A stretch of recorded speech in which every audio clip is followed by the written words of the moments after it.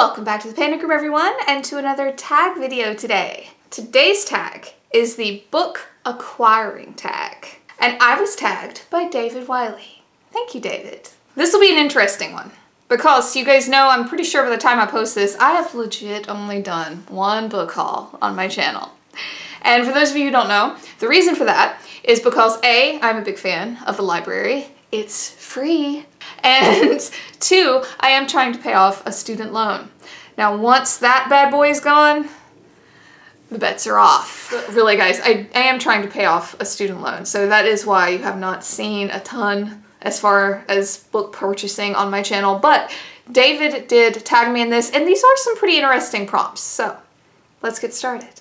All right, I have David's video pulled up on my phone, and prompt number 1. Do you plan your book purchases ahead or impulse buy?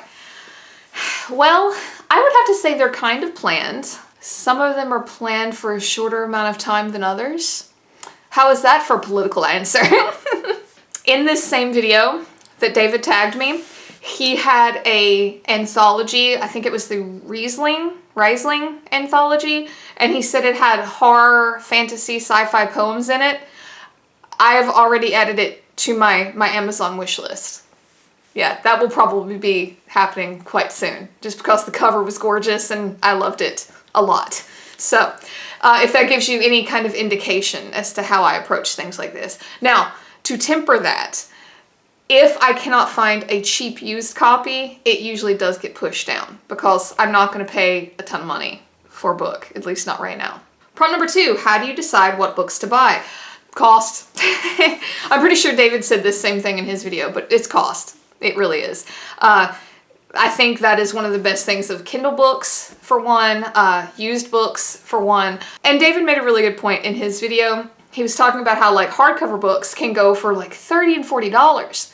Now, to me, the way I approach something like that is I'm like, that's a cell phone bill, almost. So that's how I see that. And also, almost everything can be bought used. Almost. I know that's not true for everything, and I know that's not true for some editions, but almost everything can be bought used, which is cheaper.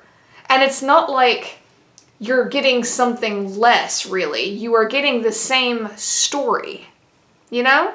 All right, prompt number 3. What is your philosophy on where you shop? Online versus in person, large versus small, physical, digital, audio, new versus used, etc. Well, I think I've kind of already touched on this. Obviously used, all day, every day. Really online, but that's because I'm largely a hermit and I don't go very many places. I love like tiny little used bookstores. I just don't go out much. It's not that I don't want to buy from them. It's just so much easier to do it from home where I don't have to talk to anyone. All right, prompt number 4. What about little free libraries? What do you think of them? Have you used one? Why or why not? You know, we had a used library very close to my house in West Virginia, and I did donate books. I never got anything out of it, but I did donate books to it. I have not seen them around here, though.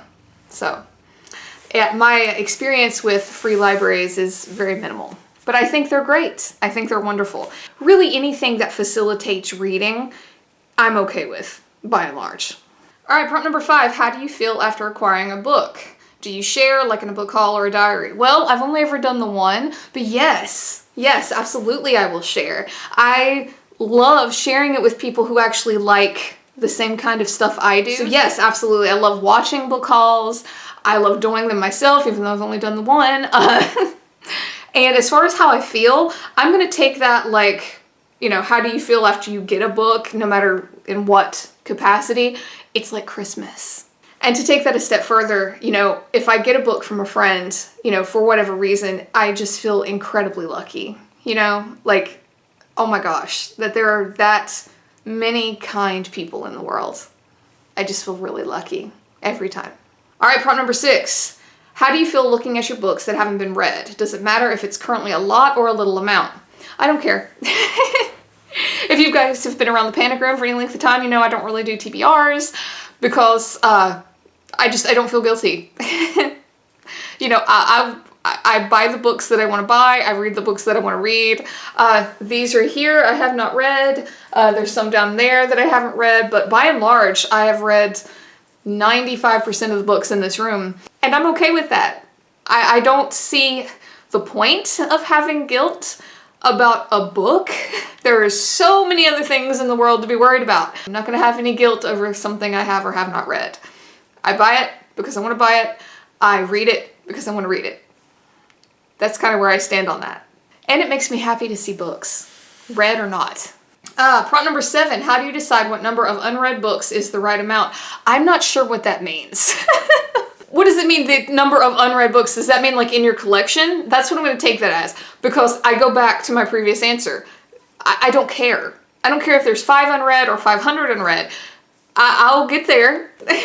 They're in my collection or they're in my library because I want them there. So I'm going to read them.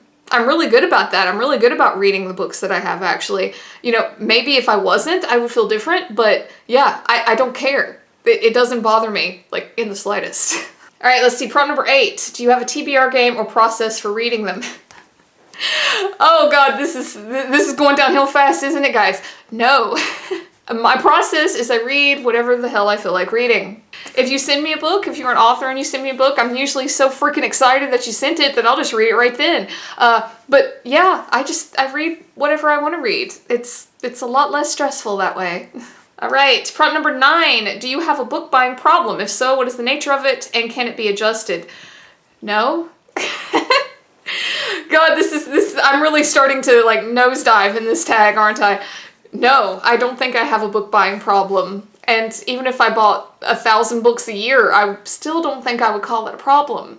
You know, if it's something that makes you happy and you are financially capable of doing so, I don't think that's a problem, really.